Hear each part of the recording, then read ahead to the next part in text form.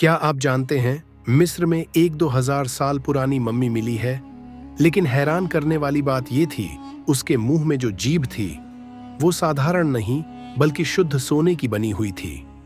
आखिर क्यों रखा गया मम्मी के मुंह में ये चमचमाता हुआ सोने का जुबान?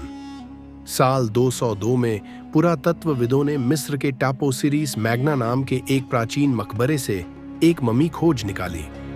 जब इस मम्मी को स्कैन किया गया तो उसकी हड्डियां तो सामान्य थीं, मगर सबसे चौंकाने वाली चीज थी मुंह में मौजूद एक सोने की जीभ। दरअसल प्राचीन मिस्र वासियों का मानना था कि जब कोई इंसान मरता है तो उसकी आत्मा अगले संसार की यात्रा पर निकलती है। इस सफर में आत्मा को आराम पाने के लिए देवता ओसिरिस के सामने जवाब देना होता है, बोलना होता है, और अगर आत्मा के पास जीभ नहीं हुई तो वो बोल ही नहीं पाएगी और सदा के लिए भटक जाएगी। मिस्रवासियों के अनुसार सोना कोई सामान्य धातु नहीं था, ये देवताओं की धातु थी।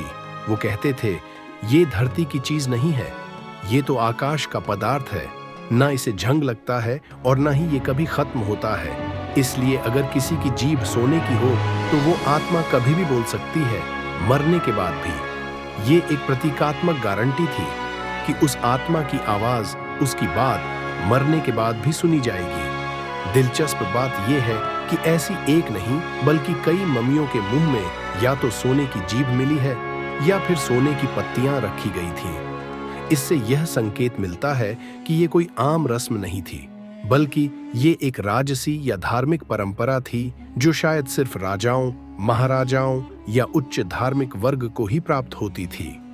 एक जीभ जो सोने की हो, एक आत्मा जो कभी मौन न हो, और एक रहस्य जो आज भी वैसा ही चमक रहा है जैसे हजारों साल पहले चमकता था, सोने की उस जीभ की तरह।